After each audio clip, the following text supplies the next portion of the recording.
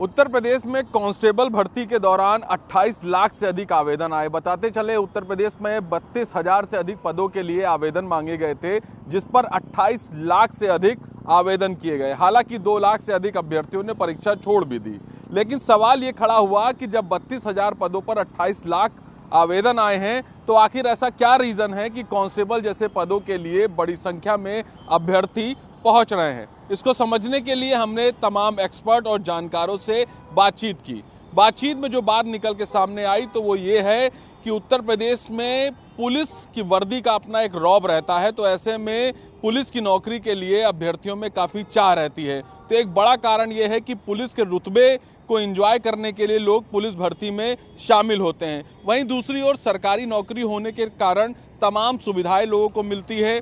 ये माना जाता है कि एक बार सरकारी नौकरी मिलने के बाद उनका जीवन सामाजिक तौर पर सुरक्षित हो जाता है। बड़ी संख्या में लोग पहुंच रहे हैं। इसका एक बड़ा कारण ये भी है क्योंकि उत्तर प्रदेश एक बड़ी जनसंख्या का राज्य है। ऐसे में बड़ी संख्या में युवा यहाँ पर बेरोजगार है। ऐसे में जब कांस्टेबल भर्ती निकली तो ये उनके लिए एक मौके की तरह थी, इसलिए बड़ी संख्या में लोग इस परीक्षा में बैठने के लिए उन्होंने आवेदन किया और इस परीक्षा में पहुंचे भी और इन्होंने एग्ज़ाम दिया। तो ओवरऑल ये मामला निकल के आ रहा है कि पुलिस की नौकरी के प्रति लोगों में चाह है। सरकारी नौकरी होने के नाते लोग इसमें अपने आप को सुरक्षित महसूस करते हैं। तो वहीं बड़ी संख्या में लोग बेरोजगार हैं, इस वजह से भी इसमें आवेदन बड़ी संख्या में देखने को मिले। सर, पिछले दिनों उत्तर प्रदेश में कांस्टेबल भर्ती के लिए 32,000 पद निकाले गए थे, जिस पर लगभग 28 लाख से अधिक जो है आवेदन आए हैं। इसको किस तरीके से देख रहे हैं? इसमें प्रशांत जी, इसका जो है वो बड़ा एक अजीबोगरीब पहलू है अगर आप इसको देखें। जैसे आप पिछले कई सालों से, कई वर्षों से आप देखिए कि उत्तर प्रदेश में क्लास 3 और क्लास 4 भर्तियां जब भी आई हैं तो वहां पर आवेदन इसी तरह से हुए हैं।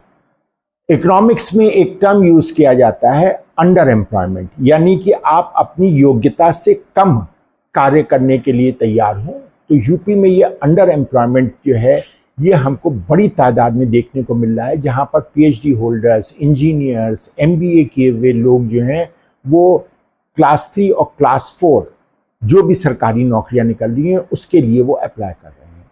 ये स्पष्ट रूप से दिखाता है कि उत्तर प्रदेश में लोगों के पास नौकरियों की अपॉर्चुनिटी बहुत ज़्यादा कम है, बहुत ज़्यादा बेरोज़गारी है। बड़ी तादाद में लोग ऐसे हैं जो पढ़े लिखे हैं, जो नौकरी करना चाहते हैं, जो नौकरी की योग्यता रखते हैं, लेकिन उनको जो उनकी योग्यता है उसके आधार पर सरकारें वो नौकरी देने में असमर्थ हैं। तो बेशक ये अपने आप में चिंता की बात है। सरकार जो है वो उस तरह से निवेश उत्तर प्रदेश में ला नहीं पा रही है, विदेशी निवेश हो नहीं पा रहा है। सरकार कोशिश कर रही है, एमओयू साइन होता है, और ये भी हम देख रहे हैं पिछली कई सरकारों में हम देख रहे हैं कि बहुत बड़े एमओयू साइन किए गए, लेकिन धरातल पे उतरते हुए हमको वो कोई भी एमओयू नहीं दिखाई देता है। तो कहीं ना कहीं कुछ ना कुछ ऐसा गड़बड़ है उत्तर प्रदेश के अंदर, और हम इसके अंदर बिहार को भी जोड़ सकते हैं कि इन दोनों राज्यों में कुछ ना कुछ ऐसा गड़बड़ है कि यहाँ पर कैपिटल आने में, पूंजी आने में, मतलब capital is shying to come in these states. Capital जो है वो यहाँ आने में झिझक रही है, वो उस तरह से निवेश नहीं कर पा रही। उसी की कारण है कि हम इस तरह की बेरोजगारी देख रहे हैं और इस तरह से लोगों को आवेदन करते हुए देख रहे हैं। कन्हैया जी, पिछले दिनों कांस्टेबल भर्ती निकली उत्तर प्रदेश में, 32,000 पदों पर आवेदन मांगे गए, 28 लाख से अधिक आवेदन आए। किस तरीके से देखते हैं? क्या उत्तर प्रदेश में बेरोजगारी ये दर्शाता है या लोगों का सरकारी नौकरी के प्रति प्रेम? देखिए, ऐसा है, इसको दोनों नजरिए से देखा जा सकता है। पहले चीज तो हमें ये देखना होगा, उत्तर प्रदेश सबसे अधिक जनसंख्या वाला राज्य है, तो यहाँ कोई भी वैकेंसी आएगी उसको पाने के लिए बहुत सारे लोग इच्छुक होंगे, ऑटोमेटिकली उनकी संख्या ज्यादा होगी। दूसरा एक सबसे बड़ा जो रीजन मैं देख पा रहा हूँ, कोविड के दौरान क्या हुआ कि जब लोगों की नौकरियां चली गई, जो अनऑर्गेनाइज सेक्टर में थे या किसी और सेक्टर में थे, तो जिनके पास सरकारी नौकरी थी उनकी सैलरी बराबर आती थी। तो ऐसे में इस दौर ने क्या किया ना, लोगों को सरकारी नौकरी के प्रति बहुत आकर्षित किया कि अगर कोई भविष्य में आपदा भी आएगी तो भैया सैलरी नहीं रुकने वाली है।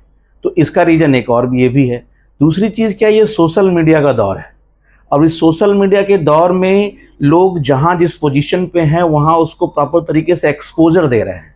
तो ऐसे में क्या है, वर्दी में दिखना या चाहे चलो लोगों के सामने आना, ये भी युवाओं के लिए एक आकर्षण का केंद्र बन गया कि नहीं चलो यार वर्दी में रहेंगे। तीसरी चीज़ क्या है कि बड़े स्तर पे रिफॉर्म हुए हैं पुलिस लेवल पे।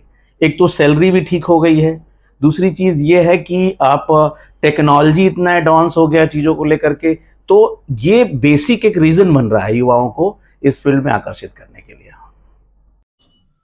सर, पिछले दिनों उत्तर प्रदेश में कांस्टेबल भर्ती हुई है। 32,600 के आसपास पदों पर आवेदन मांगा गया था और 28,000 के आसपास 28 लाख के आसपास 28 लाख से अधिक जो है आवेदन आए हैं। हालांकि 2 लाख परीक्षार्थियों ने परीक्षा छोड़ दी, लेकिन सवाल ये खड़ा होता है कि आखिर इतने कम पदों के लिए इतने अधिक आवेदन जब हो रहे हैं तो किस नजरिए से आप देखते हैं इसको? क्या वाकई में इतनी बेरोजगारी है या फिर बच्चों को पुलिस के प्रति बड़ा प्रेम है, पुलिस की नौकरी के लिए लोग बेचैन हैं?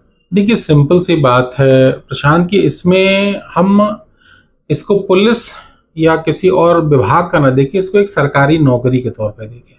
तो हमको देखना होगा कि ये एक सरकारी नौकरी है और नो डाउट पुलिस डिपार्टमेंट का अपना एक रुतबा होता है, तो एक रुतबे वाली जॉब है। तो जब हम सरकारी नौकरी के हिसाब से देखते हैं तो सरकारी नौकरी में एक बार हमें अगर सरकारी नौकरी मिल जाती है तो ये छूट पाना बड़ा मुश्किल है। आप कॉर्पोरेट सेक्टर वगैरह में देख रहे होंगे कि इस समय तमाम समाचार हमें सुनने को मिलता है कि एक हमने नाइट पार्टी करी और नाइट पार्टी में हमने हजारों लोगों को फायर कर दिया। पर सरकारी विभाग में ये ऐसा बिल्कुल नहीं है। अगर आपको किसी को टर्मिनेट करना है या सस्पेंड करना है, सस्पेंड तो आप कर सकते हैं तत्काल प्रभाव से, बट अगर टर्मिनेट करना है तो उसकी एक लंबी प्रक्रिया है। उस प्रक्रिया को आपको फॉलो करना होता है और मैक्सिमम केसेस में यही होता है कि डाउट ऑफ बेनिफिट पा करके जो कर्मचारी है वो छूट जाता है। सुरक्षा एक बड़ा मुद्दा है। सुरक्षा के साथ साथ नो डाउट हमारी आजीविका भी एक फिक्स हो जाती है।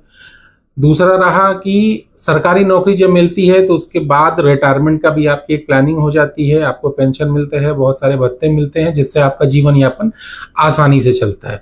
सरकारी नौकरी में आपको बहुत सारी ऐसी सरकारी सुविधाएं मिलती हैं जो शायद किसी प्राइवेट जॉब में आपको नहीं मिलती हैं। वीडियो जर्नलिस्ट विजय के साथ मैं प्रशांत मिश्रा, ईटीवी भारत, लखनऊ।